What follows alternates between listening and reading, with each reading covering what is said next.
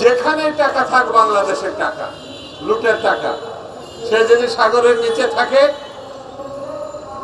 অথবা কোনো ব্যাংকে অথবা শেখ পরিবারের কোনো সদস্যের কাছে, আওয়ামী লীগের কোনো সদস্যের কাছে, ভালোই ভালো এটা ফেরত পাঠান। বাংলাদেশ সরকারের কাছে এটা ফেরত পাঠান। এটা দেশের জনগণের, মোর জনগণের, খেটে খাওয়া মানুষের টাকা।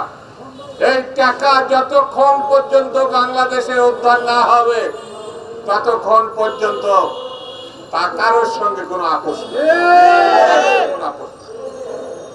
হাসিনা আন্দোলন করবে কি নির্বাচন করবে কি প্রতিষ্ঠিত হবে এটা তাদের ব্যাপার, কিন্তু বাংলাদেশের মানুষ হত্যাকারীকে কখনো ছাড় দেয় না।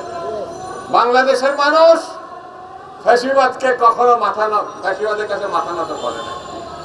এটি যারা পালিয়ে গেছে তাদেরকে মনে রাখে, এটা মনে রাখা ছাড়া কোনো কথা। আগামী দিন বাংলাদেশের গণতন্ত্রের মানুষের দিন, আগামী দিন স্বাধীনতার পক্ষে মানুষের দিন।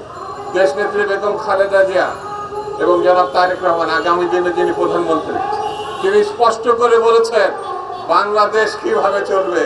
জনতার সমর্থন নিয়ে আগামী দিনে যে সরকার হবে তারাই গণতন্ত্র প্রতিষ্ঠিত করবে, তারাই বাংলাদেশকে বিপদমুক্ত করবে এবং 16 বছরের যে জঞ্জাল সেটা কি পরিষ্কার করবে।